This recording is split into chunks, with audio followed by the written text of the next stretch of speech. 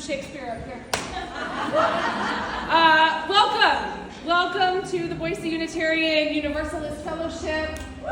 I am Sara Lawall. I'm wearing many hats tonight. The first hat I wear is that I am the minister of this beautiful community, and we're so delighted to welcome you into our house tonight.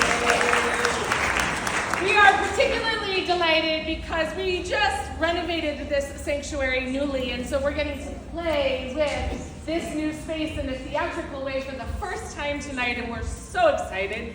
Thank you for joining us in that endeavor. I am also a board member of the TheProVoice project. The TheProVoice project was started in Sandpoint just after Dobbs by Jen Jackson Quintano, who was looking for a way to make an impact, to have a voice, to do something. How many of us so desperately felt like we wanted to do something? So Jen created this budding little organization to start to collect stories, real life Idaho abortion stories. And it has blossomed into the organization that it is today, that uses storytelling in order to help address the stigma and shame around abortion and help foster honest conversation and dialogue. And that is what we're here to do tonight with physicians' stories around abortion. We would love to hear your stories. If you have an abortion story that you would like to share with us, you can scan QR codes that are in the hospitality room or go right to the website and you can share your story. They are very meaningful to us. And you know, here in Idaho, it's really important to remind people in this state that people in Idaho, in fact, do and have had abortions. I have to say some thank yous tonight. First, I want to thank Jen Jackson Quintano personally, because she's given over her baby to me 3 times now, and with so much love and so much trust into turning it into a stage production. And it is such a joy for me to be able to work on it, because the third hat I'm wearing tonight that I forgot to tell you is that I am also the director of tonight's performance. So I'm really grateful to Jen for having that opportunity.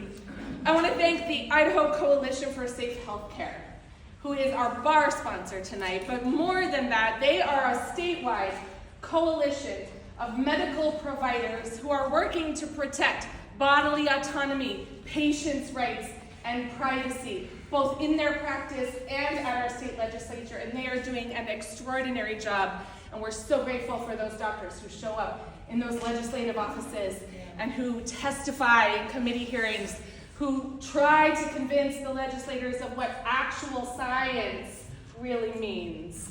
Thank you to all those of you physicians in the audience. Do we have physicians in the audience?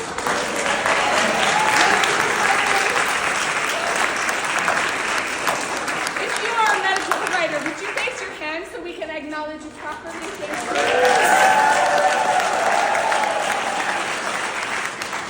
Our beer and wine tonight was provided by Sara Wine Bar. They're just right down the street in Chinnen in Garden City. We love them, they're friends, and they are ardent supporters of reproductive freedom and reproductive rights.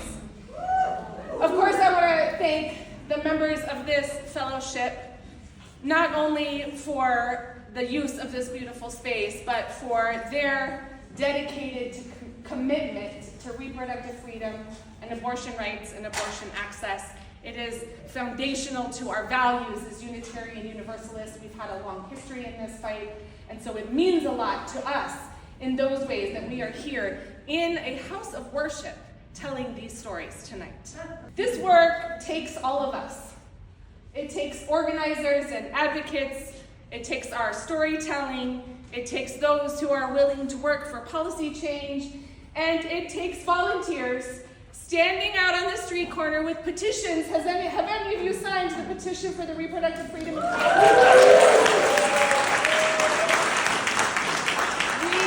have folks from the Idahoans United for Women and Families. Sorry, Safe Healthcare is still running in my brain. Idahoans United for Women and Families, who are running this extraordinary citizens ballot initiative to put the Reproductive Freedom and Privacy Act on the ballot in November of 26. So we are gathering signatures tonight and every day to get this initiative on the ballot. So if you have not had a chance to sign yet, please do. There are multiple signature gatherers in the house tonight.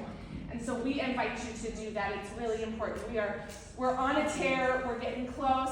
We have to qualify 70,000 signatures by April, and so the goal is 100,000. So we need every single signature.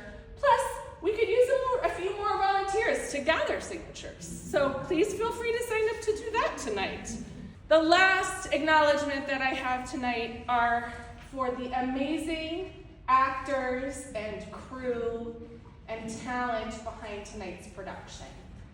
To Ashley Townend, who has been my partner in crime in each of these productions, doing all the behind the scenes work in getting ready for tonight. I could not do it without you, my friend, so thank you so much for everything you do. And of course, because we are here doing work for justice and doing work for a nonprofit, we have actors here who have given up their time and their talent to be with us tonight, to show us tonight, sneaking rehearsals in between their very busy lives and multiple other productions that many of them are in. Some of them you will recognize, I'm sure, if you are theater goers. They are so extraordinarily talented.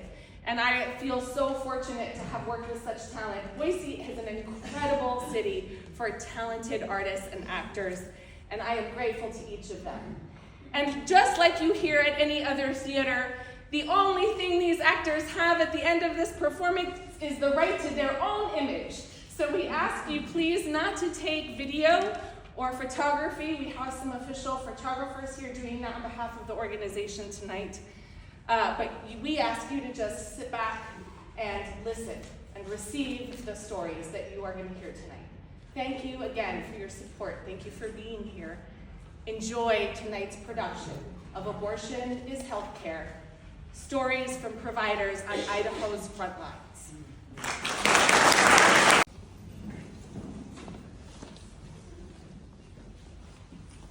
These laws forced us to consider what would happen to our children if both of their parents went to jail. Many doctors in Idaho, like me, tried to raise awareness of the harm from the abortion bans. I naively thought that if people just understood the laws, they would be fixed.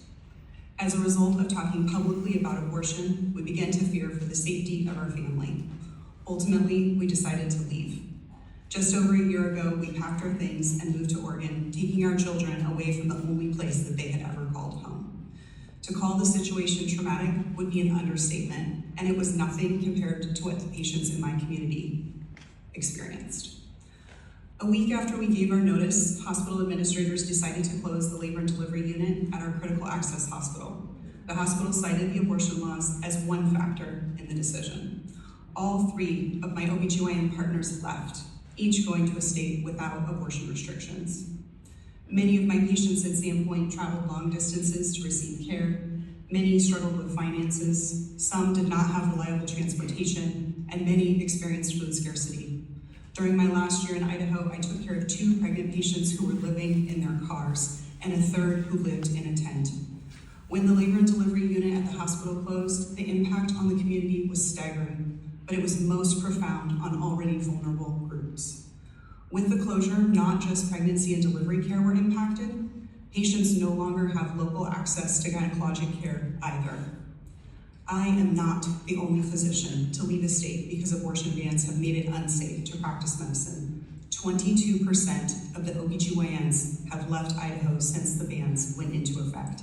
55% of maternal fetal medicine doctors, the high-risk pregnancy experts, have left Idaho. 55% are gone. So far, 3 labor and delivery units have closed. Abortion is safe. Abortion is healthcare. Abortion is at times necessary to protect patients' health and their lives. What is unsafe is allowing the government to make healthcare decisions for patients and preventing doctors from treating patients who need care. Abortion bans make pregnancy more dangerous and exacerbate our country's maternal mortality crisis. Most maternal deaths are preventable. At no point in pregnancy is any politician more qualified to make healthcare decisions than a patient and their doctor. Government interference in healthcare must stop. Thank you for your time. I testified in front of the Senate Finance Committee last week. The Senate Finance Committee held a hearing on the harms of anti-abortion laws in states like Idaho. I was terrified. I spent 11 years as an OB in northern Idaho. My husband is an ER doc. We have 2 kids. We loved it there. It's a small town where folks really know each other. Some of my patients are my good friends. Our kids grew up together. I thought we'd live in our house forever. I imagined my kids graduating from high school there. I thought that maybe one day after they graduated college, they would come back. It's just such a great place to live. There was never anywhere else that wasn't on our bingo card. And then the Dobbs decision hit, and Idaho abortion bans went into effect, and everything changed.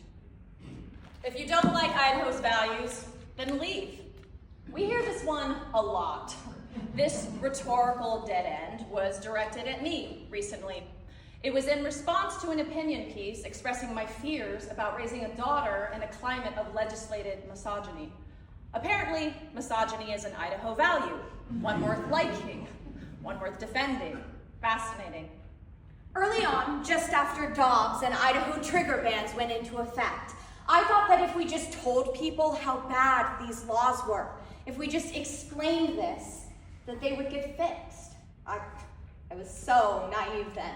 I had never really been involved in politics before. So I started speaking up. I used my voice, my position, my expertise. I wrote op-eds and gave interviews. I would talk to anyone. I just wanted people to understand how hard these laws had made it for doctors and patients. And we were even more vulnerable as a 2-physician family. There was this constant dread, knowing that one day somebody was going to walk into the ER and either my husband or I would be put in a position where our obligation to care for a patient conflicted with state law. What, were we supposed to call our attorney in the middle of an emergency? It wasn't a question of will this happen. It was a matter of if you stay here, it will happen. It will happen. Everything was at risk.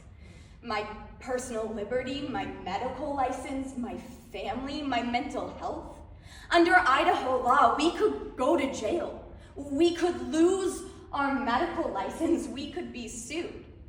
For any abortion performed after a heartbeat is present, a family member of the fetus can sue you for a minimum of $20,000.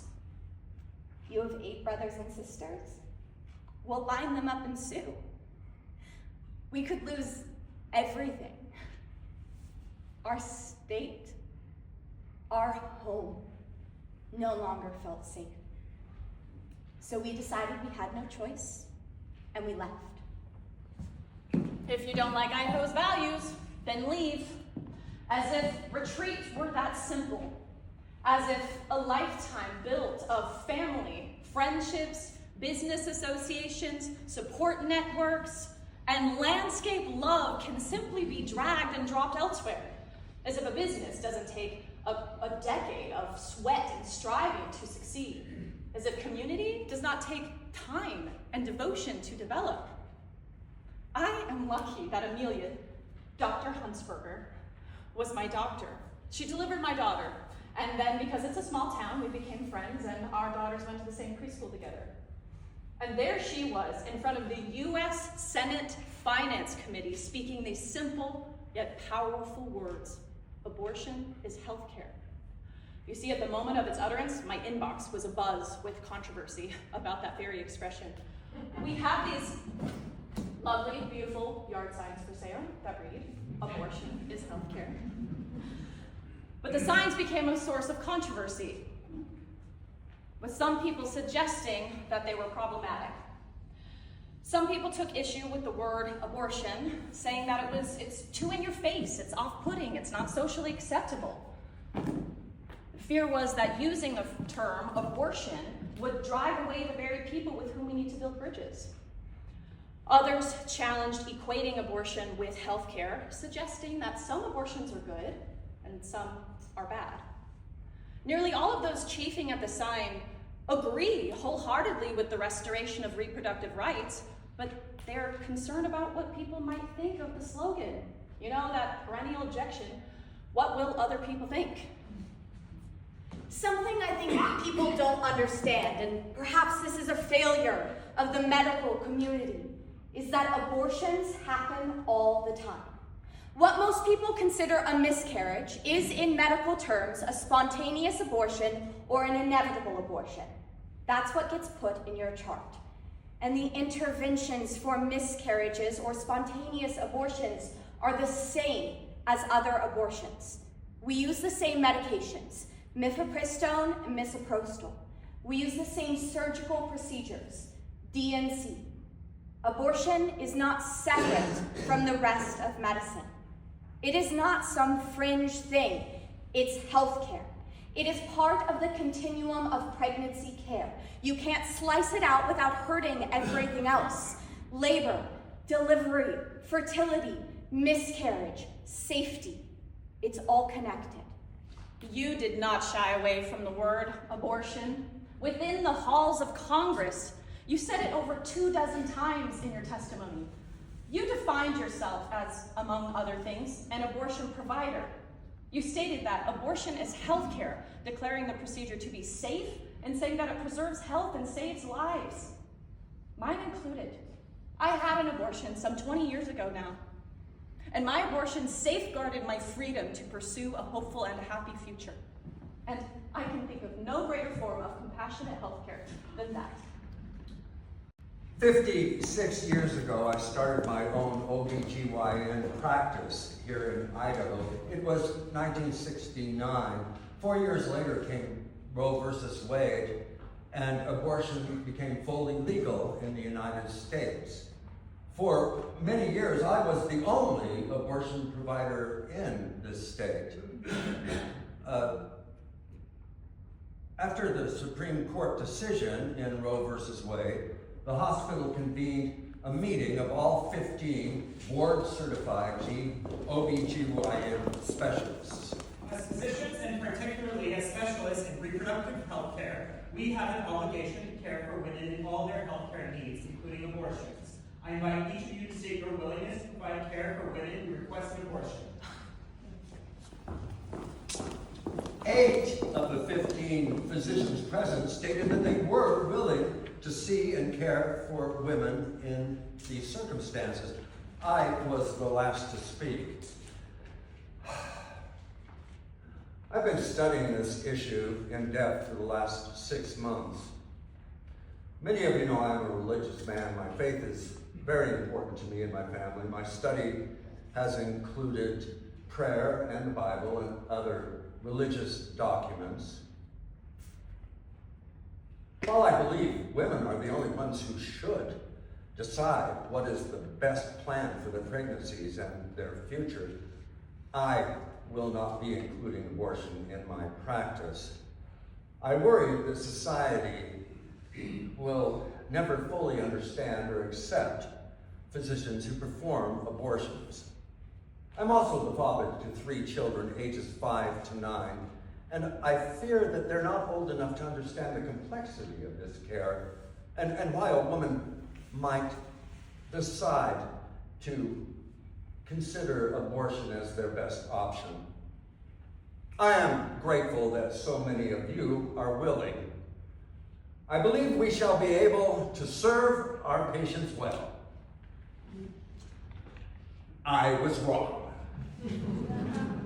After only 3 months, there was no longer even one physician in Idaho willing to care for women seeking abortion, not one. Those who had so readily agreed to provide care did not anticipate the negative reaction of some of their patients. More than a few threatened to seek health care elsewhere if their doctor continued to see women considering abortion. So they all just stopped providing the care. For a moment, I considered returning to advanced training in gynecological oncology, taking myself out of the abortion issue altogether. I knew if I stayed in Idaho as an OBGYN, my deeply held moral beliefs would compel me to care for everyone, including women requesting abortion. I was particularly concerned about poor women, those with little to no resources, those who could not travel 450 miles, those who did not really have the freedom to decide which option was right for them. I felt that any woman in that situation deserved a competent, non-judgmental physician who would take the time to discuss all the details involved in such a decision. For 10 years straight, every Monday, there were protesters outside our office. They weren't just volunteers.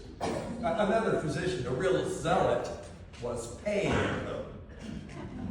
They'd go to the church parking lot, slip flyers under the windshield wipers at every major church in the city. Don't go see that doctor. He's an abortionist.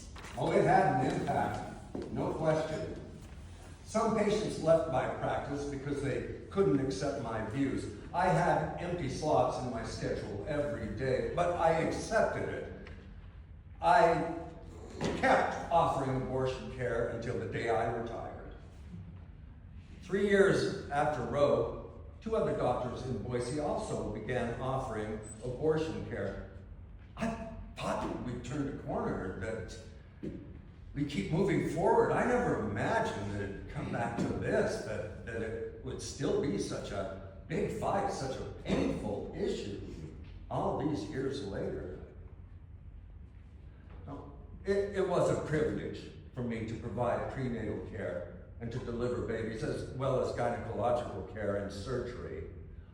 But it was a true honor to be part of one of the most difficult times in a woman's life, to provide as non-threatening an environment as possible, to offer open, honest, soul-searching dialogue, and to give quality care, no matter what decision they made. I knew early on I wanted to be a doctor. I thought maybe cardiology. The heart fascinated me. But after medical missions in India and Bangladesh, I realized what really called me wasn't specialization, it was family medicine. Seeing the whole person in front of me, caring for the community around them. I trained in Southern California, but my wife and I wanted to come back north. I matched with the residency program here, and I fell in love with family medicine, from delivering babies and pediatrics to geriatrics and end-of-life care. But Idaho opened my eyes.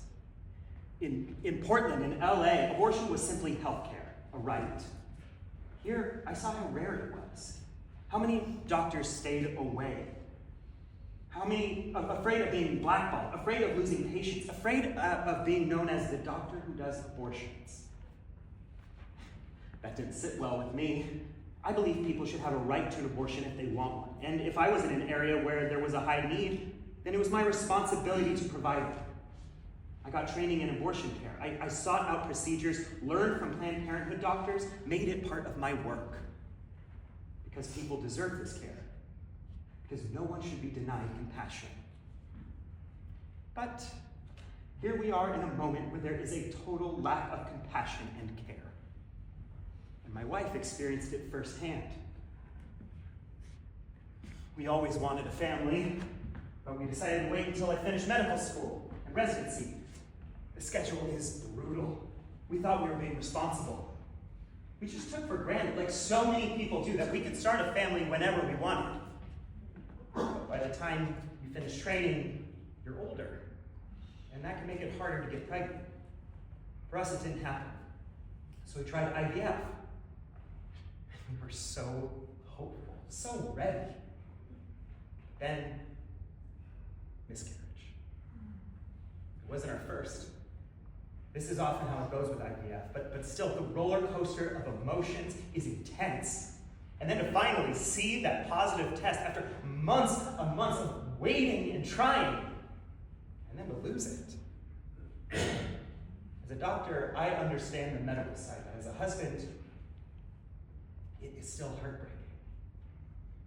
In order to safely and quickly pass the miscarriage, to get it over with so we can start again as soon as possible, our fertility specialist prescribed her misoprostol, standard of care, nothing controversial.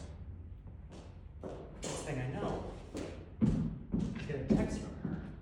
So, I'm at the pharmacy and the pharmacist won't give me the misoprostol. What? Yeah, are they allowed to do that? Well, unfortunately in Idaho, they have a right of conscience. He says he doesn't have a moral concern. He said he's afraid of the laws, that if he dispenses it, his name will be attached and someone will see it.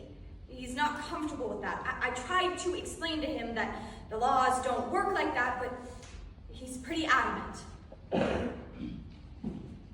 I was blown away. This pharmacist, our pharmacist, looked at the prescription and refused. Because of Idaho laws.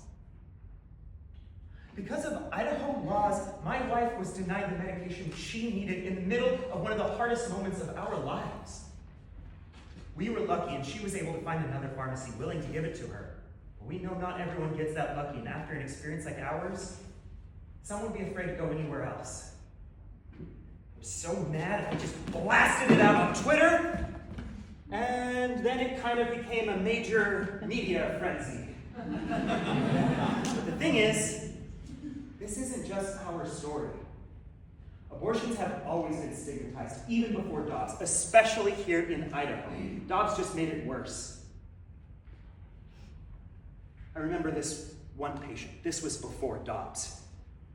She was carrying a pregnancy with anencephaly, where the fetus develops without a head. There is no chance of survival outside the womb. She knew this. She had seen the specialist, she had the diagnosis, she had made her decision. She wanted to carry for a while, but later in her pregnancy, the complications became unbearable. Her belly swelled with fluid until she could hardly breathe. So we agreed. It was time to induce, to help her deliver. It was the right thing. It was the compassionate thing. And then somebody asked the question, is this an abortion? Suddenly, everyone backed away. The nurses didn't want their names on the chart. The hospitalists refused to be involved. The specialists hesitated. I had to look at her and tell her, I'm sorry, but we can't help you today. Not because the medicine wasn't clear, not because her need wasn't urgent, but because people were afraid. She had to wait, suffering, until lawyers and ethic boards signed off, until everyone felt safe enough to do what we already knew was right. After Dobbs, cases like hers became even more fraught. Even ectopic pregnancies, even miscarriages, care that no one ever questioned before, suddenly became suspect. Suddenly doctors were asking, is this an abortion? Am I going to jail for helping? My wife and I talk about leaving sometimes. Are you okay with me continuing this work? Because now, it isn't just about laws. It's about safety. It's about being doxxed, about my name ending up on some list. I know I carry privilege. Being a white man in this field, my colleagues, especially women, carry much more fear. But what devastates me isn't fear for myself. It's knowing that patients, real people, can't get the care they need. That something I thought was a fundamental right was suddenly gone. I wish lawmakers understood. I wish they understood that 1 in 4 women will have an abortion in their lifetime. That is not rare. This is not fringe. This is real life. I wish they understood that the foundation of American medicine is built on the physician-patient relationship. A relationship that is private, sacred. Lawmakers live in a world where they imagine abortion as something that happens to other people. Irresponsible people. Immoral people. But behind closed doors, we know it's everyone. Mothers, daughters, families. Good people. Loving people who find themselves in heartbreaking situations. Today it's abortion. Tomorrow it's something you need. There's a quote from Isaac Asimov that I always keep at my desk. There is a cult of ignorance in the United States, and there has always been. The strain of anti-intellectualism has been a constant thread winding its way through our political and cultural life, nourished by the false notion that democracy means that my ignorance is as good as your knowledge. That is exactly what is happening right now. Politicians telling doctors, you don't know what's best. I do. My uninformed opinion is equal to your years of training, your lived experience, your expertise.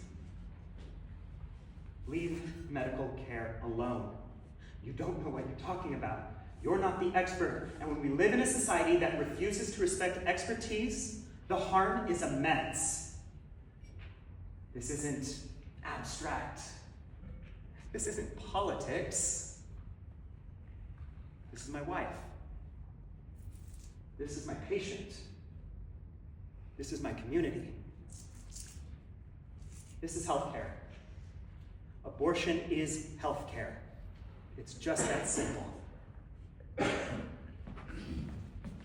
The idea that we can advocate for the restoration of abortion access without saying the word is, we can't.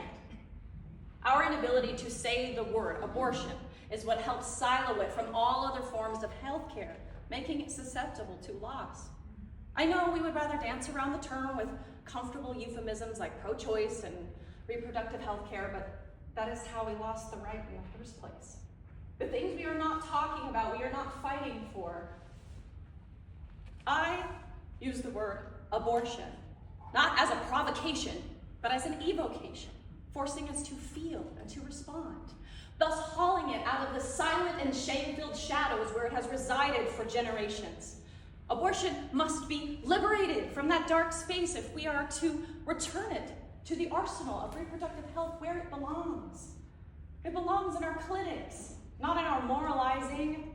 It belongs in the hands of physicians, not in those of legislators.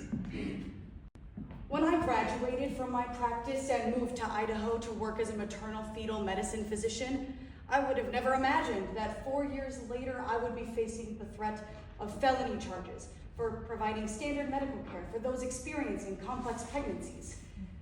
After the Dobbs decision and the enactment of Idaho's abortion ban, which was initially without any true exceptions, I found myself living and working in a completely different state than the one where my practice began. Leaving Idaho was a painful decision.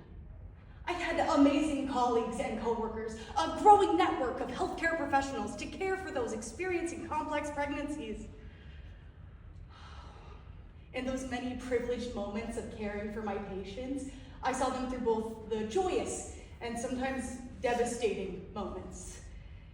Despite the hard days and emotional toll that comes with caring for sick, pregnant people, I was happy in Idaho. But working under the Dobbs decision, I experienced overwhelming fear and sadness and anger. My day-to-day life was turned upside down, permeated with thoughts of past and future patients, those who had needed or would need abortion care to prevent suffering or even death. It was demoralizing to see people's bodily autonomy taken away. Patients have been unable to receive abortion care for those with lethal fetal abnormalities. A woman, 20 weeks pregnant, wants to prevent suffering from lethal fetal abnormalities. Another patient at 18 weeks with ruptured membranes is frightened of becoming severely infected or bleeding heavily and losing her chances at any future children. Without timely abortion care, a patient in the second trimester with severe preeclampsia is at risk for major harm or even death. I have a hard time comprehending the threat of potentially serving prison time for offering evidence-based care or even for saving someone's life. The reality is that lawmakers have inserted themselves into the patient-physician relationship, and an essential part of reproductive health care was criminalized. Unfortunately, the emotional distress of working under Idaho's abortion ban was too much. I left Idaho for a safer state to practice obstetrics, but I keep my former colleagues and patients with me always. They remain on my mind and in my heart. In the months since the first doctor started fleeing the state, it has only gotten worse. A new peer-reviewed paper confirmed what those of us in Idaho already knew. Since Dobbs, 43% of Idaho's OBGYNs have left the state, retired, closed their practice, or stopped practicing altogether. This exodus disproportionately affects rural areas, with only 23 OBGYNs left to serve areas outside major population centers. Now, with the only 23 OBGYNs, that means that over 500,000 Idahoans have to drive at least a half an hour to over 2 hours for care. I always wanted to live in a small family town and deliver babies. I was living my dream until all of this. Last year, I got a 5 a.m. call from the hospital. A patient just 2 months shy of her due date had a ruptured membrane. Her water had broken, which put mom and baby at risk for preterm delivery and other complications. So, I got dressed and rushed over to the hospital to arrange for a helicopter to take the woman to Boise, because all the specialists are in Boise. I work with them all the time, often calling for a phone consultation when there's a complicated issue, or when I have to send a patient like this one their way. They were some of my most trusted colleagues. But over half our maternal fetal medicine specialists have left the state. I don't blame them. I know the decision was agonizing, weighing all of the risks, the potential for criminal prosecution. I still weigh those risks every single day. Anyways, this time I got a brand new doc on the phone. Turns out he'd only been on the job for about a week or so, and here I was sending a patient to him by helicopter. Welcome to Idaho. For over 20 years, I have been practicing family medicine, full spectrum family medicine in rural Idaho. I also practice obstetrics. The majority of my practice is based in women's health, and in women and children in particular. I do newborn care and child care, and so on. Full families, full spectrum of life from pregnancy till death. I love it. This is my life's work, ensuring the well-being of my patients by providing the best possible care I can, and making sure that every decision I make helps to give them a long and happy future.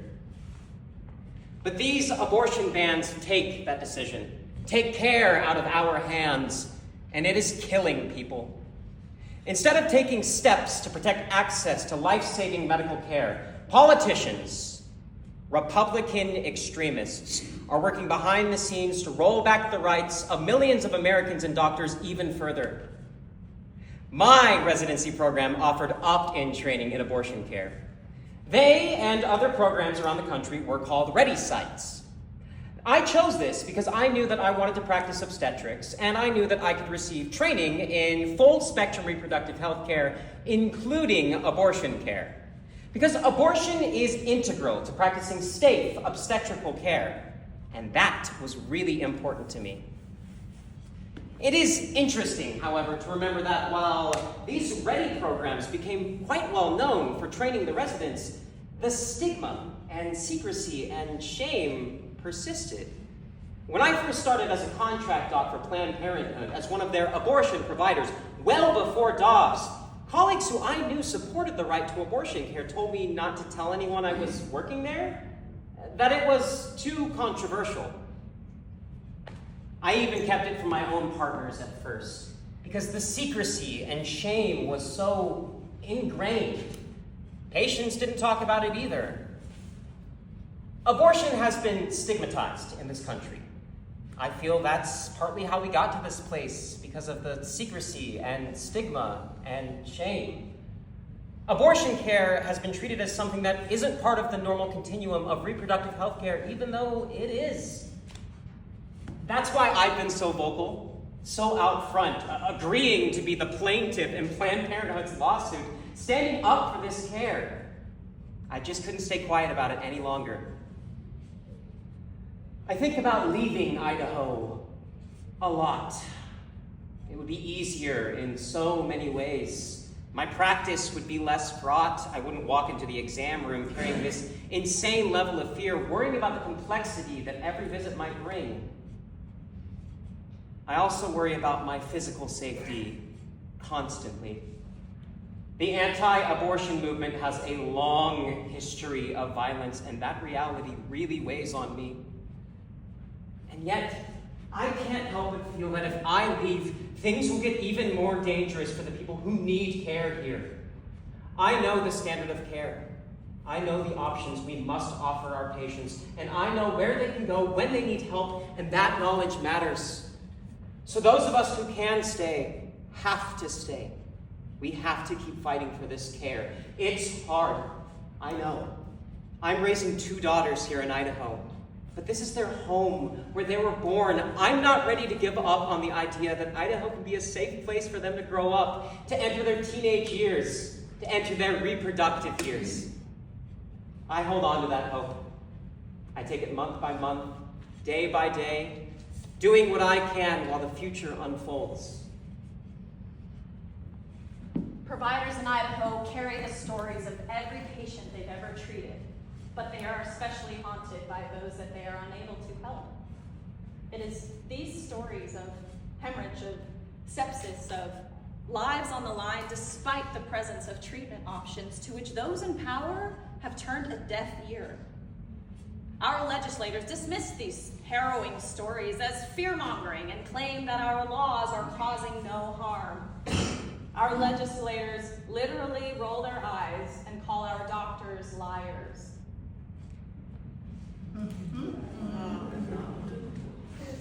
So, thank God for the lawyers.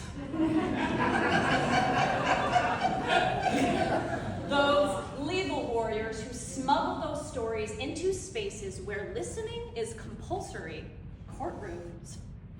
Their testimony is taken under oath, nuance is not a liability, and even tears have standing.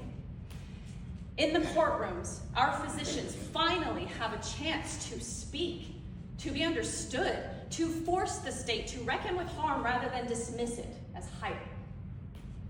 The courtrooms have become our only pressure release valve. The wins are small: stays, clarifications, narrow injunctions, scraps where there should be sustenance, but slivers of compassion can keep someone alive. And so thank God for those lawyers who work impossible hours for the briefest glimpses of grace. Cases like Sara versus members of the Idaho Board of Medicine don't erase the danger, but they might tilt the table just enough for a suffering patient to get care and for a doctor to act without all-consuming fear.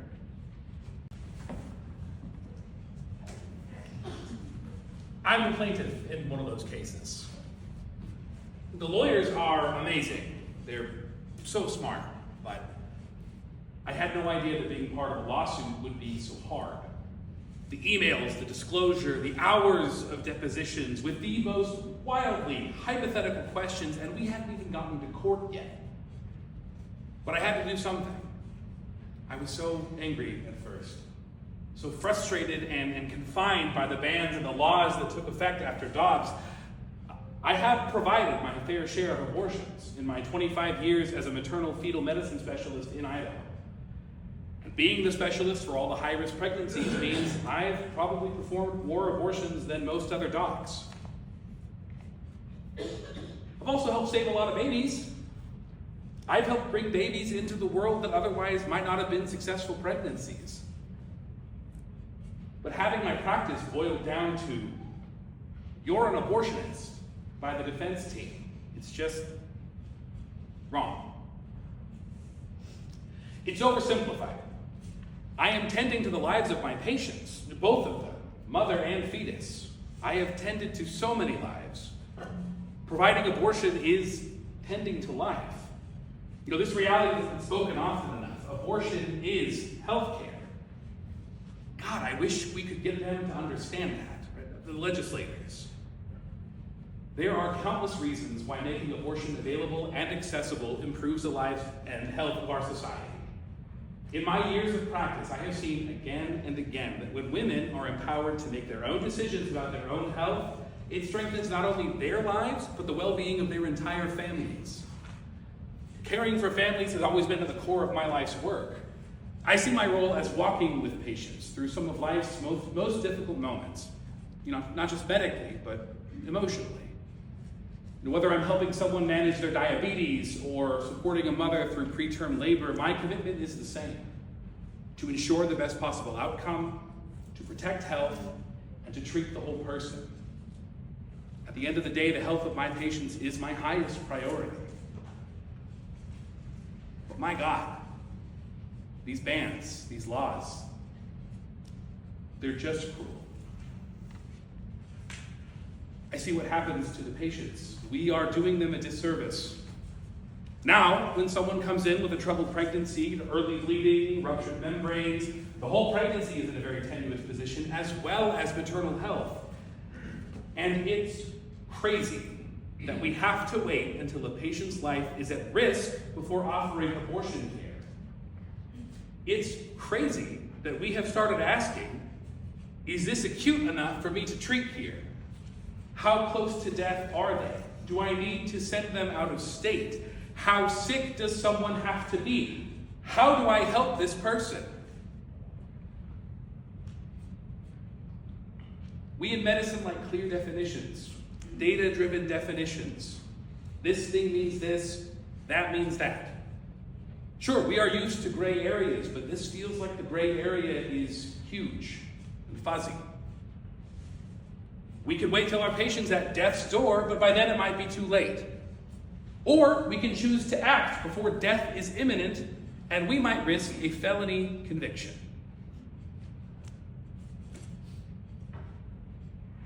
I have had patients who have been forced to travel outside of Idaho sometimes on an emergency basis by helicopter, further endangering their lives and their health just to get the abortion they need to potentially save their life. And that is very expensive. That out-of-state trip comes with a high cost, financial, logistical, and emotional. And I worry about those patients who cannot afford any of those costs and may go without care altogether. And on top of all of that, we are threatened with criminal prosecution, jail time, and fines, and the potential loss of our licenses. We all keep hearing this phrase, good faith judgment, right? It gets tossed out there a lot. In our world, our good faith judgment can be questioned. You know, Monday morning quarterbacking. And even if things do get resolved, there's still that period of time where we have to deal with the courts and the lawyers, and that is not what we came here to do. Facing that reality, someone questioning our judgment in this state is still a very scary prospect. What does good faith medical judgment even mean when we have no faith in the goodness or the judgment of our state?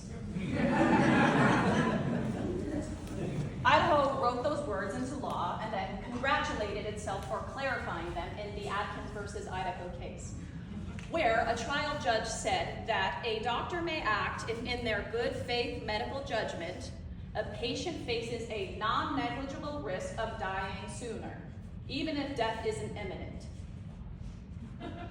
Such a nebulous standard is not a shield, it is a challenge. There is no objective threshold, no bedside checklist. only a post hoc argument about whether one's judgment was good enough to satisfy a prosecutor after the fact. That is not guidance. That's exposure. Under a felony statute with one's license and liberty on the line. The state tells doctors to trust that good faith will save them. Doctors know good faith is whatever a jury can be persuaded it is. Good faith judgment without a concrete, enforceable, objective standard is an empty container. Without trust, the bottom has fallen out. It contains nothing, least of all faith. So, what is there for our physicians to do except protect their patients as best they can and then brace for the state to label their best as bad?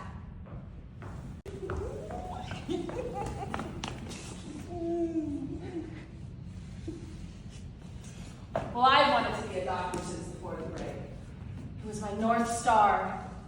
I always loved science. I loved people. It turned out to be the right fit. I thought I'd be a family doctor in Montana. But during my OB rounds in Idaho, another senior doc told me, don't go into family medicine. You clearly love OB, it drives you. So that's what I did. Well, I trained in Cleveland and I practiced there for about a year and a half, but I just wasn't feeling the Midwest anymore. My husband had just done a rotation at Idaho, Twin Falls, and we came to visit. So we went skiing one day, float fishing the next, and we thought, oh, this place is great. So we took a chance. We were new grads, didn't have much to lose. We made the move. Well, I met my husband in med school in Seattle. He's a 5th generation Idahoan. He's Basque. So it was always clear that we'd end up in Idaho. He took you and your husband down the middle fork of the salmon and screamed out, my wife wants to be an OBGYN. It always comes back to the river, doesn't it? It's such an Idaho story. Well, you called me during my first year of residency offering me a job, and I told you I don't even know how to deliver a baby yet. Ask me again in a couple of years. And I did. And so I flew out to Boise and fell in love with you and the group.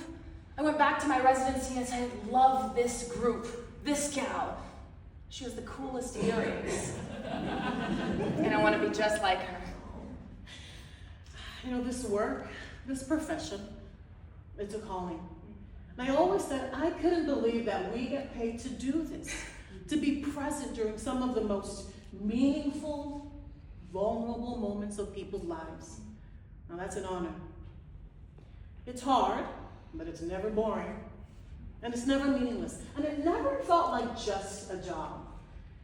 Every single day, somebody would say, thank you for helping me through this. And not everyone gets to hear that in their line of work. Oh, and the mentorship, the partnership was really special. We've been through a lot together. Pregnancies, watching each other's kids grow up, personal trials. I practiced for 28 years in Idaho until I just couldn't anymore. That was so hard. You were one of 10 people I could tell things to that I couldn't even tell my husband because, well, he's a doctor, but not an OBGYN. If you don't like Idaho's values, then leave. As if Idaho had an immutable set of values, cast in stone, 10 Commandments style. As if our state were a static, homogeneous entity rather than an ever-evolving, diverse community. As if dogma were geographically defined. You know, when I first started my residency, I hadn't really thought through the whole abortion thing, even though I chose OB. I was told, you'll be rotating at Planned Parenthood. And I thought, whoa, wait, I'm Catholic. I can handle tubals, but the rest, no way. I was pretty much told maybe you're in the wrong place. But it didn't take long to see the truth. Abortion is healthcare. I realized I had to set aside my personal beliefs to care for women. That shift wasn't easy. I stopped talking to my parents about my work for 20 years. Only now, with my job under threat, has that conversation opened again. And it's been really good. You know, what surprised me the most about it was how it felt. When I first started providing abortion care, the whole milieu, I never felt more, for lack of a better term, Christ-like. Like a servant. Like, this is my calling. Walking with women through the hardest moments of their lives. It's really hard to explain. But I don't think there's a more meaningful way to spend one's time than to sit with people in crisis. To offer care, comfort, and skill. Even with abortion care, I see things differently now. But it's such a contrast to the way abortion providers are talked about in the political sphere. There, we're demonized. Yet here we are, just holding space, offering care, doing what we were trained to do. Yes. And we trained hard. We practiced for decades. We've seen it all. We've handled it all. And we hold all of these stories and these experiences so close. That doctor-patient confidentiality is so critical for us and everything that we do, and it can be a lot. There's this quiet mastery to the work that people don't talk about enough. And then when Dobbs came down, it changed everything. And it was like getting kicked in the chest. And I remember thinking, this can't be real. I was so mad.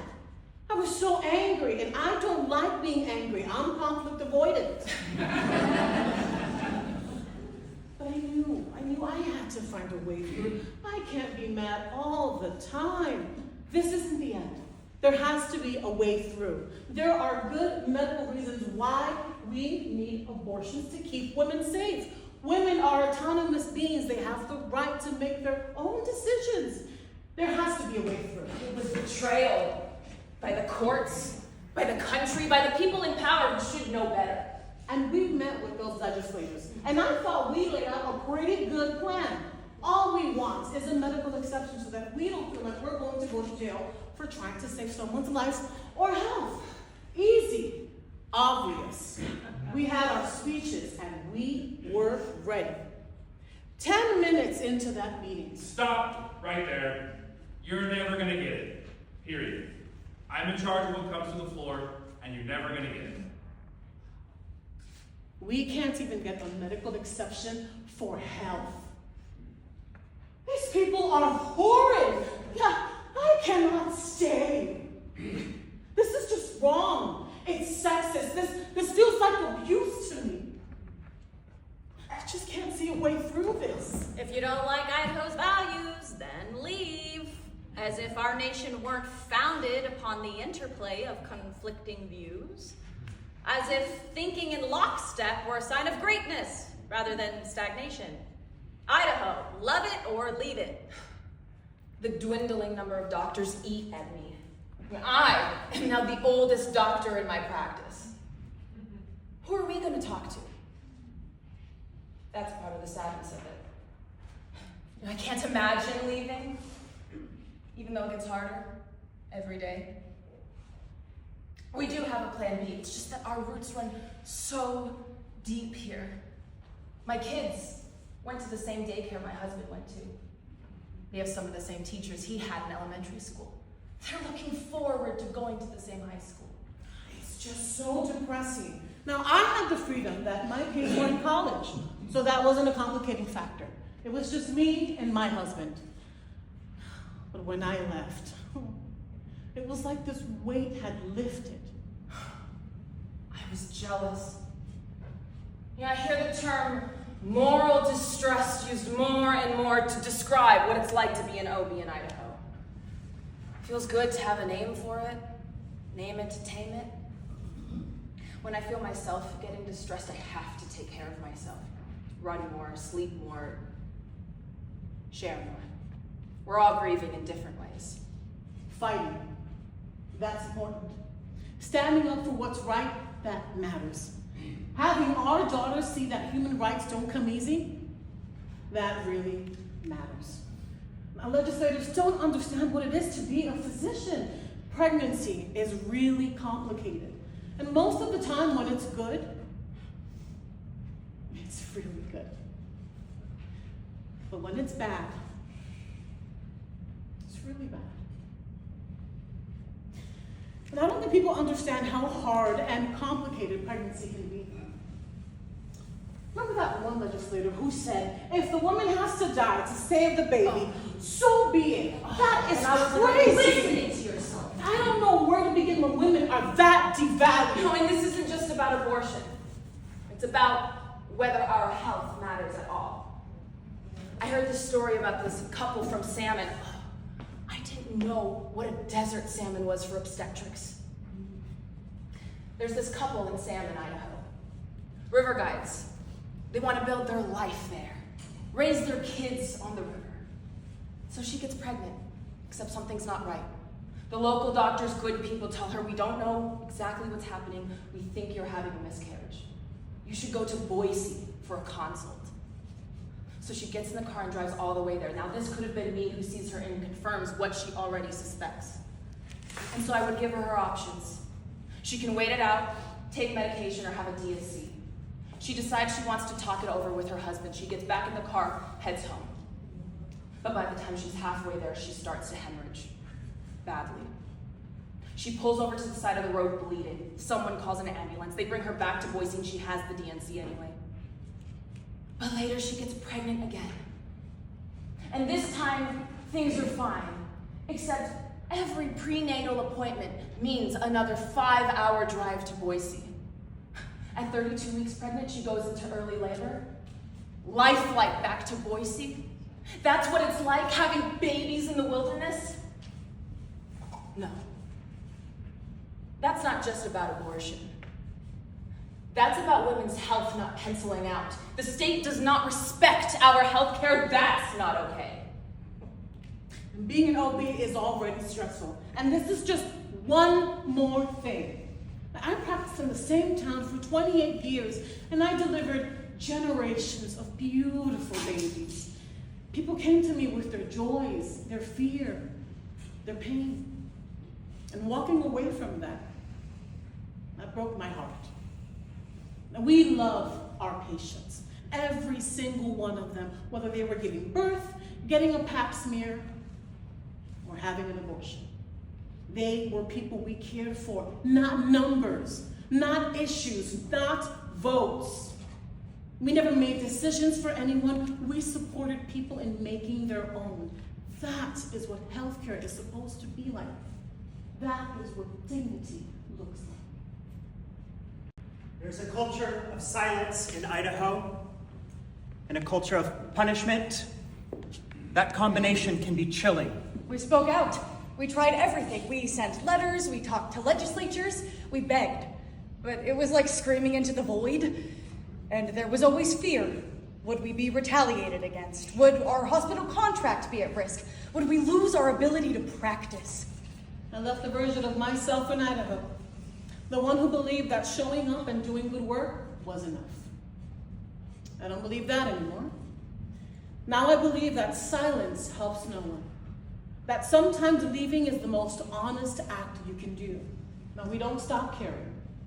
We just find a new way to do it. And for those of us still here, we're still fighting. Idaho may have tried to silence us, but it did not erase us. And we're not alone. There are physicians all around the nation who are reimagining, resisting, grieving. We see you. We honor you. We are you. Colleagues, we are so proud of you. Keep going. That is, keep going when you can, for as long as you can. Because this is the long game. So take breaks when you need it and protect yourself and your energy. And remember, don't light yourself on fire to keep others warm. I hope that speaking out, even when it's hard and feels risky, will inspire others to do the same. Talk about the things that matter. When you identify a problem, look for the helpers and start working together towards solutions. And I hope when this is all over, when we have our rights back, and I need to believe that will happen, I hope that I will have left a legacy that I made people feel safe, that I treated people like full human beings, and that I practiced with love. I hope that my children will know that I will keep fighting to make the world more just. Our daughters deserve the same rights as our sons. Every person and everyone's child should. Every body deserves autonomy. I hope that people will see and know that we showed up, that we did the work, that we didn't look away, and that even when it got hard, when it got scary, that we told the truth. Abortion care is health care, and we will continue to defend our patients' health and bodily autonomy. When we allow abortion to be defined as an amoral endeavor, we invite retribution against those seeking them and those providing them. It is in these dark soils that violence takes root. We have to say the word, if for no other reason than to create safe harbors for providers, for those who left, in part due to fear of retaliation, and for those who stay. For all of us seekers, advocates, for all of us in this fight. So, say the word, abortion. Say it for your child, who might need one someday. Say it for your wife, your sibling, your partner, who has already had one and is too afraid to talk about it. Say the word so that the danger surrounding it evaporates, so that the word becomes as normal and as common as the experience is. That's why we say abortion is healthcare. Abortion is health care. Abortion is health care. Abortion is health care. Abortion is health care. Abortion is health care. Abortion is health care. Abortion is health care. Abortion is health care. Abortion is health care.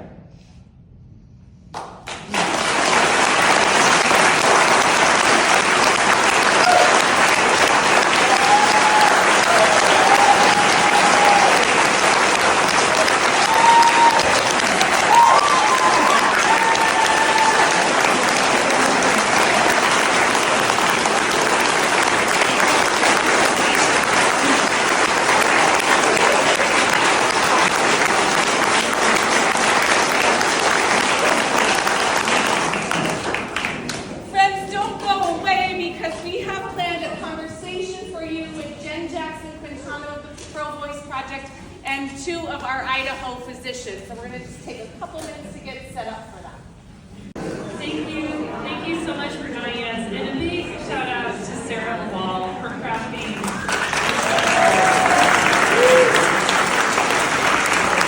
I really appreciate you all coming to bear witness to this tonight. I'm Jen Jackson Quintano. I'm the Executive Director of the TheProVoice Project.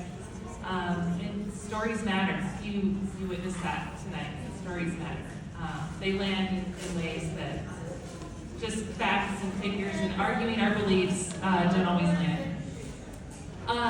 So I've got two physicians with me up here, and we thought we would just sort of continue the conversation, move from the stories that you heard to rooting that in these two women's experiences of practicing here. And we'll open it up soon to your questions, because I'm sure you have some after what you just heard. So, Caitlin, do you want to start by introducing yourself? Hi, great to be here. Caitlin Gustafson. I'm a family doc. I practice family medicine and obstetrics in McCall, and I've been there for a couple of decades. And then I serve a couple of roles, but also the sponsor of one of the sponsors of tonight, the Idaho Coalition for Safe Healthcare. As you heard at the beginning from Sara Lawall, so I'm the president of the board, and we're working in physician advocacy to overcome this time that we're in, and I'm just happy to be here and to share stories with you all. I'm so grateful for what we just saw on stage. It really hits deep in my heart over the last 3 years, and all the colleagues that we've known needed to move on, but have stayed with us. And I felt that power tonight of even those who have left are still in the fight with us. I'm Katie Gentry. I'm an OBGYN here in Boise, Idaho, and I grew up in Pocatello, Idaho. And when I left to go to college, I kind of thought, well, maybe I don't know if I'm going to go back to Idaho ever. and after I did training, I found out that I love Idaho, and I do when I come back here. So I've been practicing here in Idaho for the last little bit, and have survived the dog's decision so far. But I've seen a lot of my colleagues and friends and mentors leave Idaho. I went to medical school and training to take care of people and to do right by women and to provide health care. And I made a promise as part of a, when we sign in, we do our ethics and our oath to medicine, that we will do no harm. And I continue to remember that oath as time goes on. In 2022, Melanie Folwell had to leave Idaho, and she was the ACOG, which is the American College of Obstetrics and Gynecology. She was the chair for Idaho. When she stepped down, one of my residency training directors reached out to me and said, would you be interested in being a part of advocacy in Idaho? And I didn't know that I did training to be an OBGYN and then to take on the role of advocacy. But for the last 3 years, I've done that too. And so now I'm the Idaho section chair for ACOG in Idaho as well. I'm really curious to hear from you both how the performance landed with you and whether you found your experience in there and just what it was like to hear your colleagues' experiences. There's so many feelings that it's been such a long but short time, these 3+ years since the dog's decision. I mean, a lot of the stories that we're told here, all of our colleagues, like I remember the day I got the text, from the ones that have left, and how hard that hit in my heart, but in my gut too. And one of the overwhelming, challenges has been not even just, my OB and MFM colleagues who were my consultants, who I really, depended on as a rural doc. Even if I wasn't going to send a patient to them, they were at the other end of the phone. It was a familiar voice. I had trained with all of the MFMs in Boise, and they trusted in me, and I trusted in them. And even in a difficult situation, when I knew I couldn't necessarily get the patient to Boise, they would talk me through that. And so those were some really difficult times, just absorbing the fact that, was I going to keep practicing? Was I going to keep doing this without that network that myself and other rural colleagues had built that made it so possible to care for the families that I care for in that remote kind of way in a small hospital. So a lot of just those feelings about how will this work? How will we build this back? How will we survive this time? Those of us, who stay behind, can we keep it safe enough? And then the stories just kept rolling in about just how unsafe it was, and just the lines that colleagues were being forced to, go down that road, and the conversations with lawyers in the middle of the night when somebody's bleeding, when somebody's got a scary thing going on, and it means, I was told in one of these cases myself with a patient, well, Caitlin, on the other end of the phone in Boise, you know what to do. You have to send her to Utah. And I knew that before I made that phone call, but just to hear that from my own MFM colleague, because there was this little part of me that was just like still hoping, be like, yeah, of course, send her here, we're gonna take care of her, we're gonna do the things. And he was like, that's the care she needs, you know what to do, send her out of the state. And that's something that, in 20 years I had never encountered. And so I think a lot of it still to this day is about just suspending disbelief in a way, like really. So that was my impression, just sitting here listening and watching, like, oh right, yeah, that is exactly what it's like. Those feelings of how can it be that our state doesn't respect women, that doesn't respect our decisions, that doesn't respect the training that we've had, like, is that really where we live? And so absorbing that, but yet moving forward with hope for change. That's just the soup that we live in, I think. Yeah, definitely true. All of those things, and the actors tonight did an amazing job. Really did a great job of sharing the stories. And as they were playing out the different roles, I kept thinking, oh, that's that colleague, that's that colleague. I know that person. That's the person I trained with. That was my mentor. I saw all of those people, and so it really hit home. And it hit home on a personal level for having had multiple miscarriages and struggled to get medications. It hit home at like the professional level of caring for women and doing the right thing for them. It hit home for wanting to do the right thing for future women and future patients. And you bring up these layers here, right? Like physicians aren't just these monoliths, just like a white coat with nothing but more white coat inside, right? Like there's a lot of layers there, and you're carrying your own personal experience, right? And you're carrying your experience as someone who's been pregnant, who's had children.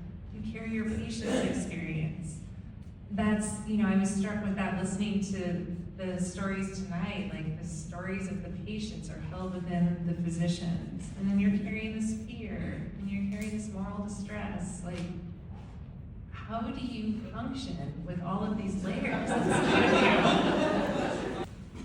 think that you have to learn when to take time for yourself, and what things are going to allow you to take a pause, running or doing those other things or finding time with friends, and hoping that things can change and that we'll be able to provide the care that's right for women. I hope that happens, and I think it can. And so knowing that it can makes me want to stay here and keep practicing here. But I understand why people have had to leave. And with those feelings of fear and moral distress and rage, I'm sure rage comes up sometimes. How do you hold hope? Sorry, just bring the intro down here. Because I have 2 daughters, because I love this place, because Idaho is home, right? That again, the disbelief of is this really, the place that I trained in? I came to Idaho specifically because it was a place, for so many reasons, right? For a lot of the reasons that many of you, live here. It's an incredibly beautiful place. There's incredible communities and places that, it's home. And so just being able to realize that, people will wake up to this, and I truly believe that. Like, it's already starting, and the sad and the hard is that there has to be so much suffering, but that unfortunately is the way of the world. And I grew up, I was born in 1972, so just before Roe, and my mom told me stories of the pre-Roe days and being in college and what that was like, the fear she had for her friends and herself, and that stayed with me growing up. And I think I carried that out into becoming a doctor, of just knowing that, like, here we are and history is repeating itself.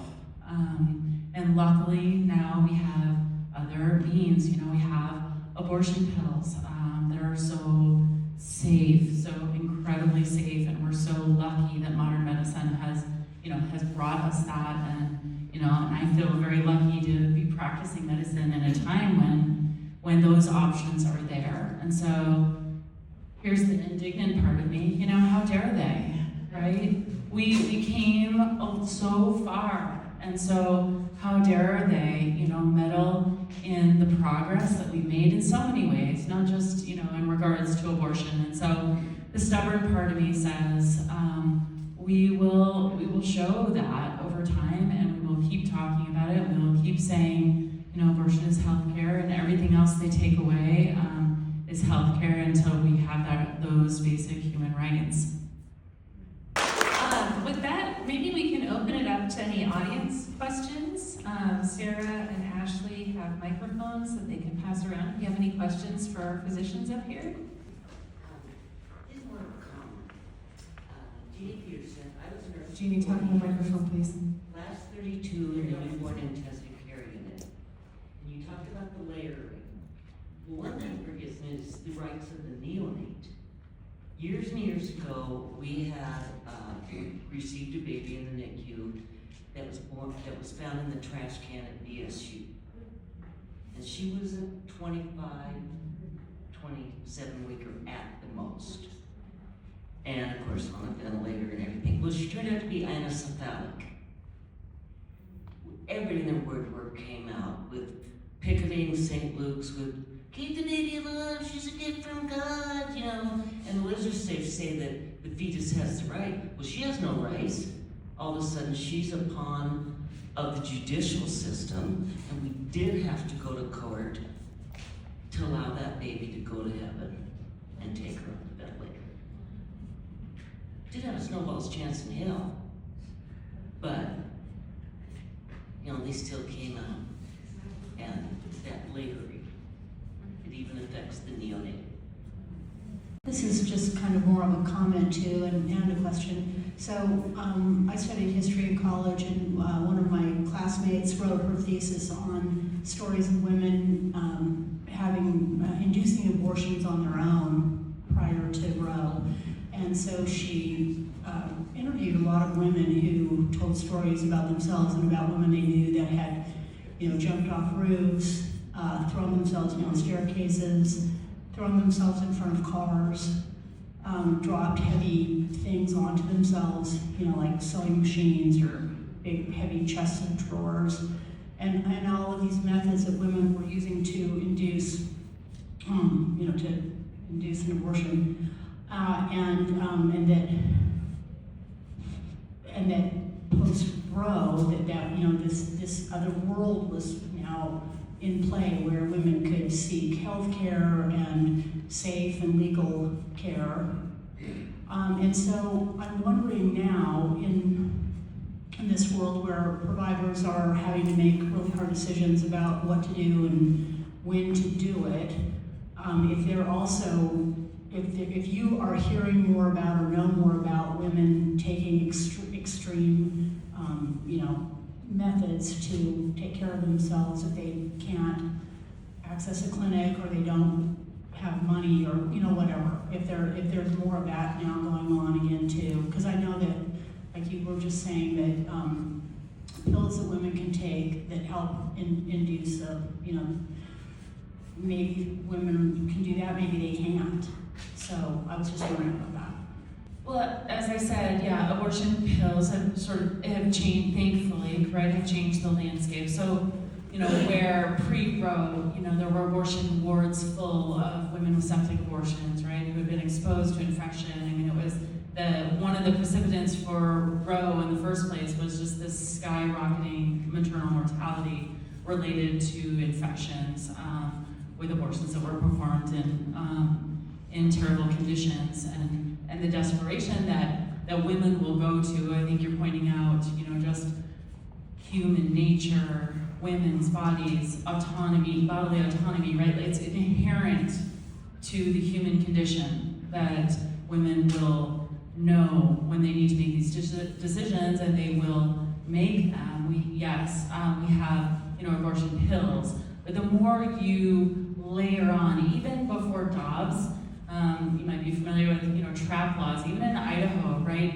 it was legal to 21-ish weeks, but that didn't mean that everyone could access abortion, safely. Obviously, we have huge swaths. I mean, I've been an abortion provider in this state, have been till Dobbs for decades, and it's a tiny dot on the map, a couple of them across the state where you could get an abortion, a procedural abortion prior to the Dobbs decision. And so, as with any of these things, yes, we're seeing maternal mortality The graphs couldn't be more clear. In any state, you don't have to ban abortion like Idaho. If you have restrictions on abortion, maternal mortality increases. And that's very layered. It's not the direct, infection from an abortion under bad conditions. There's just so many layers to that. People not seeking care till late, people not knowing where they can get care, people delaying care, the shame of abortion care being something illegal. We have, I provide abortion care now in Eastern Idaho. We have women coming there with miscarriages, believing, and in some cases it's true, being told that they can't get care in Idaho, right? They're crossing the border to an abortion care clinic to manage their miscarriage. And that's the harm that these abortion laws do, right? There's this trickle down to all of it. And there is no bright line in some miscarriages, right? Of when the pregnancy is ongoing and when it's not. There's nuances. Medicine is very nuanced. And so, but now we live in this culture of fear, and that's what puts so many at risk. The later care, the delayed care, the less and less access. And you bring up shame and stigma as being a part of that. I think even during the Roe era, some of the stories that we've collected at PVP, even during the Roe era, there were women who were self-managing their abortions in dangerous ways because of shame. I can think of one story where someone had multiple abortions and they carried a lot of shame about that. So they didn't want to go back, and so she threw herself down the stairs and took matters into her own hands. And I want to always be cognizant of that, because even when the laws are good, there are still layers of, there are still many mechanisms that keep women, that keep patients from being able to access abortion care. And so that's another reason why we need to say the word abortion. We need to talk about it, because hopefully we're going to fix the laws in this state really soon. That would be amazing. And we still have a lot of abortion stigma here. So let's talk about it, so when it is legal, someone feels like they can go get the care that they need, and there is nothing wrong with accessing that care. Okay, so I just want to thank everybody that's participated tonight. This has been just so incredible for me. So 2 questions. One, I want to know about that rate currently in Idaho. Like, what have we been seeing? What is that rate for this year and the past 3? And then 2, what advice would you offer my teenage daughter? All right, well, I'm just going to start with the advice for the teenage daughter. I have her, so I want to hear what she says. I think it's important to be honest and have an open conversation as a provider and as a family for your daughters, to talk about it, to talk about what an abortion means, to talk about birth control, to talk about what it means if you don't have access to birth control, which is also a risk. So I think it's really important to sit down and be able to have a conversation, and if you can't have that conversation, or if they feel uncomfortable having that conversation, having a provider or an adult that they feel comfortable with that is able to provide good information for that person and keep them safe. Having someone that they can go to that can be a mentor for them, I think is really important. And having them know that it's okay to talk about contraception, that it's okay to talk about abortion, and to know what it means in the state that they can't seek an abortion here, that they may need contraception, and to go over some of those options, I think is really important. And real quick, let's please augment the profoundly terrible sex ed that Idaho's sponsors are offering right now. My daughter gets to do her sex ed unit next month, and so they sent us the links to the videos.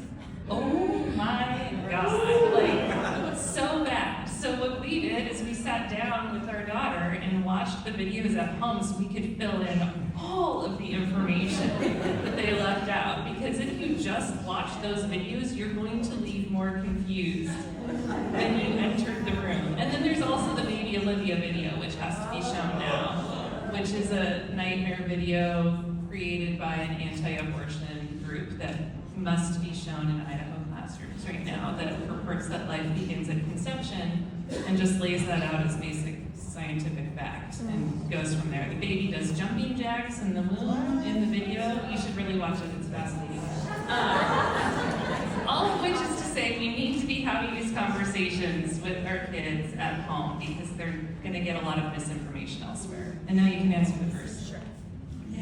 I just want to make sure to address the first part of the question, which then I understand was, what are we seeing in Idaho in terms of maternal mortality? And as I spoke to, any restriction puts more and more women at risk.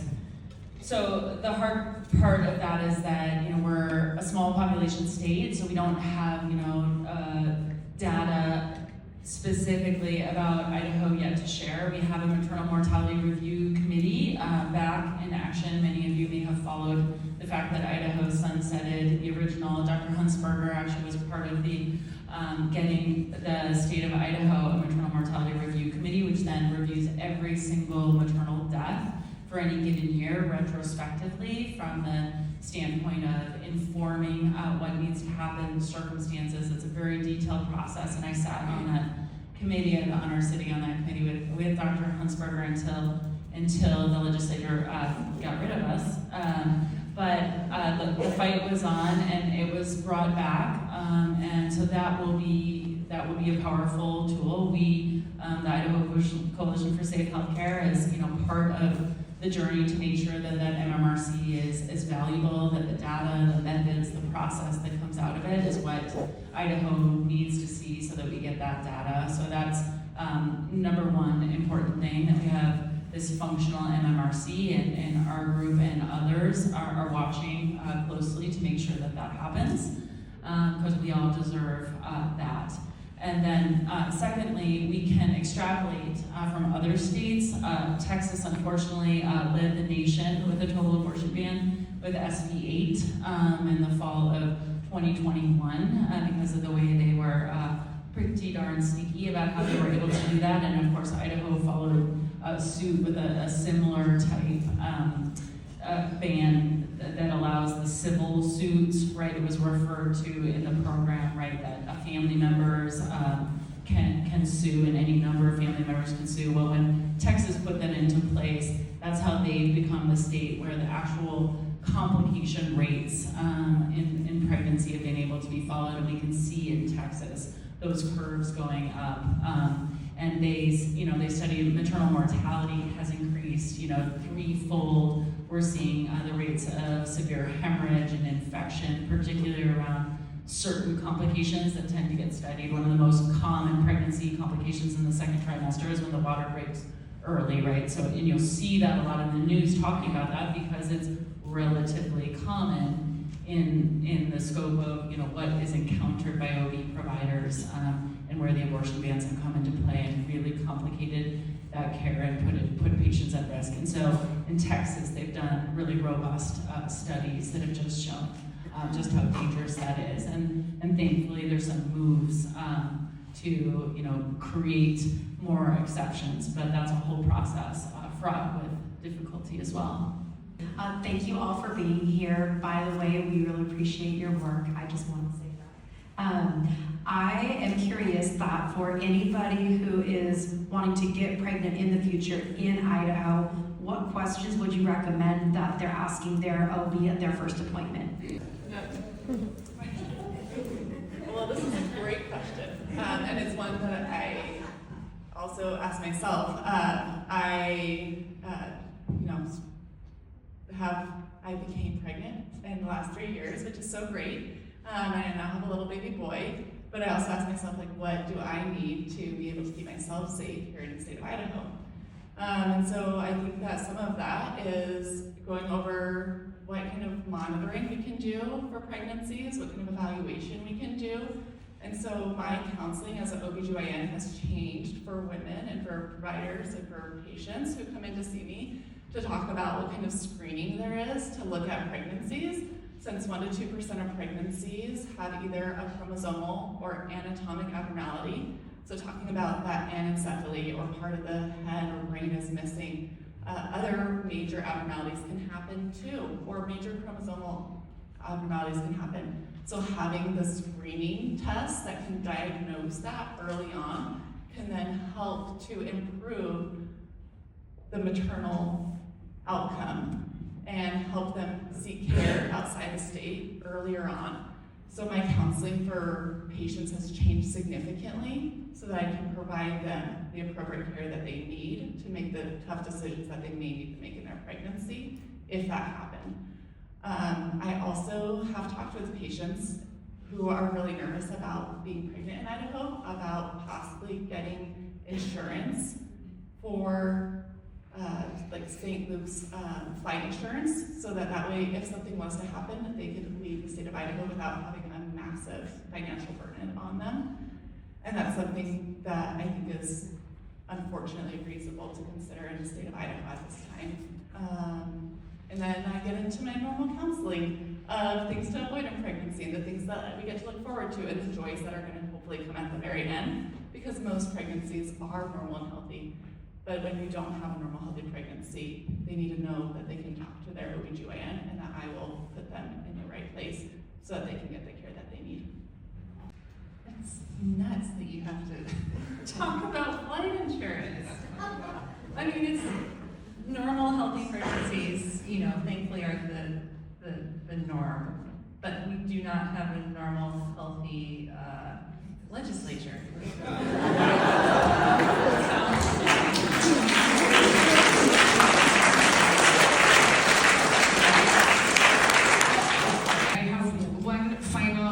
That I wanted to pose to our physicians up here that was whispered to me in my ear, that and then invite Melanie Folwell up to give one final pitch. In addition to signing this petition and making sure that we all do everything we can to get this ballot initiative on the ballot and then vote for it in November of 26, physicians, medical providers, what can we do to support you?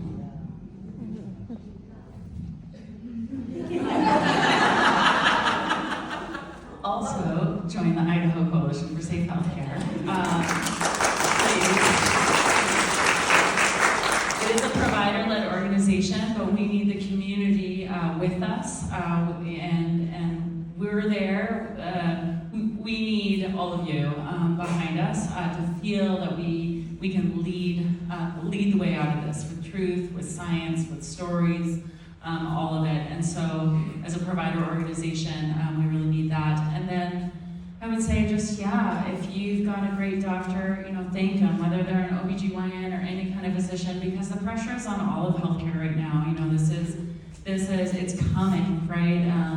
If you've got an internist that, or a pediatrician, that you love, thank them for staying, because they're spending their day talking about all the misinformation about vaccines, and they're talking themselves blue in the face about the fact that COVID did, in fact, kill so many people in this country, and that misinformation is just so hard every day for doctors and all the healthcare providers, your nurses, your APPs, your nurse practitioners, your PAs. They're just battling that, and that's moral distress as well. So support them and thank them for being there and pushing on through all of that. I think also finding what voice you have and what source of advocacy you have. Is it just even talking about it to your friends, to your parents, to your neighbors? Talking about abortion as healthcare, I think, can be helpful so that people can then understand that it is healthcare, and that will hopefully help things change. Sharing what you learned here tonight. Yeah, You heard that phrase repeated over and over and over again. Thank you all so much. Melanie, come on up. I want to introduce Melanie Folwell, friends. Melanie is the executive director.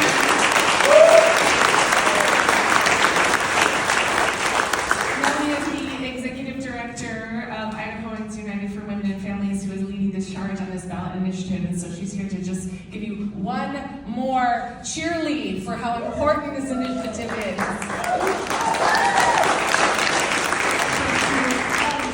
First of all, just immense appreciation for what we've all borne witness to tonight. I want to say pretty tired these days. I cry easily, and I did sit in the back and cry through all these stories from people who who were not just in the abstract, but friends and colleagues that I've grown to care so much about over the last 3 years. So, I hope that you were also moved, and I hope you are also fired up, and I hope as Idahoans that you are also indignant and outraged and heartbroken for the doctors who have left and the daily struggles of the doctors who remain. We cannot afford to lose any more physicians. Yes, OBGYNs, but as Caitlin mentioned, all the other doctors we all need to see in our entire lives. And I, at this point, have had thousands of conversations on hundreds of street corners in Idaho about this initiative, and I'm very often told, often by men, that they don't need to care about this because they don't need OBGYNs. And I tell them, but you need ER docs and family docs and cardiologists and oncologists and maybe a proctologist. And I need you to care. I am a lifelong Idahoan. I love this state fiercely. I grew up in St. Paul, Idaho, and I gave birth 21 years ago to a little girl in my hometown, and the labor and delivery unit where she was born is gone. And that's Caldwell, the edge of our largest population center. And these care deserts are vast, and they are immense, and they are hurting women, and they are hurting families, and they are ultimately hurting all of us. And at a certain point, it doesn't matter how beautiful the lakes are, how nice the mountains are, how good the skiing is. We will not be able to attract and retain smart, brilliant, caring, well-educated people if we do not get this fixed. So let's talk about how we fix it. This is a citizens ballot initiative. How many folks have signed? Yes, My son said I'm like a Terminator for signatures, and I scanned the crowd to see. So I saw a couple of you. If you are a registered voter in the state of Idaho, any county, do not leave here without signing this petition. Out on the table where you came in, there are petitions. Make sure you sign one for your county.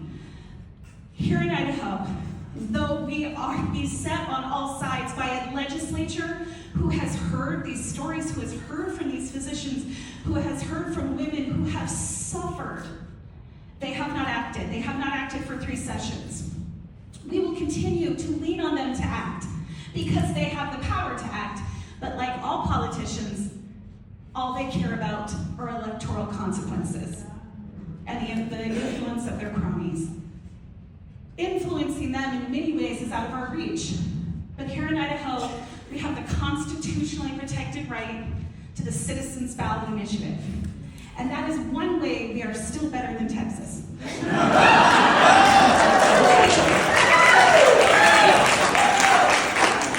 we are the Texas of the Pacific Northwest. Make no mistake. Our state constitution says that we can, when our legislature will not make a law, we can write it ourselves, and we did, including with incredible decisions like this one, write a law. And now we can take it around to 70,725 of our fellow Idahoans, get their signature, and put this on the ballot in 1 year. We have reason to believe in our data that the majority of Idahoans agree that sensitive private medical decisions do not benefit from the intrusion of the government. And we gotta go make that case in every corner of this state. From Sandpoint to Idaho Falls, we've got to make the case. Our incredible volunteers have been out doing that. I would like, because I see so many of you, again, Terminator, in this room who have gathered signatures, please raise your hand, including the ladies on the stage.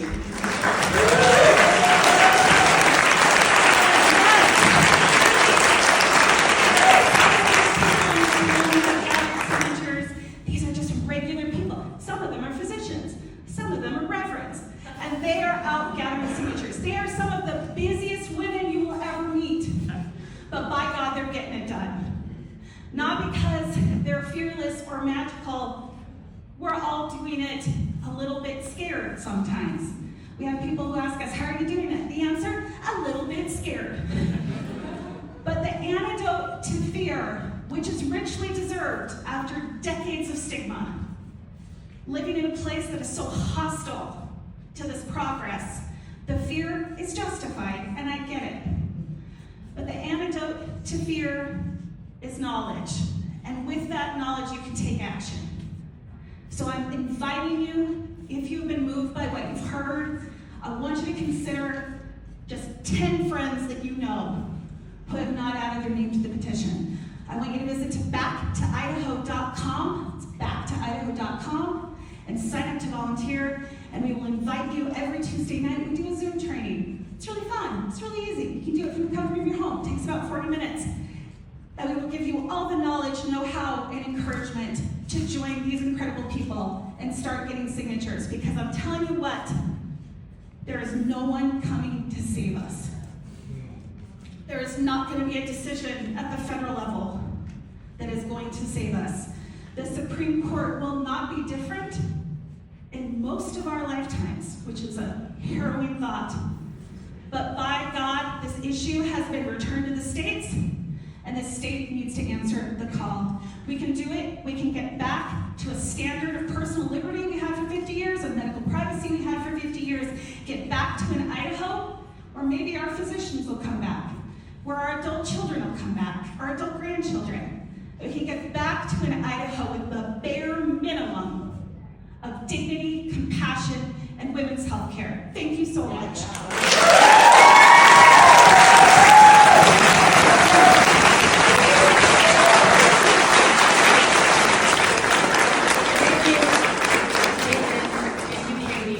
Thank you, Jen. Thank you for being so fierce in your advocacy and in your lives, and being some of those very busy women getting shit done. Thank you all for joining me.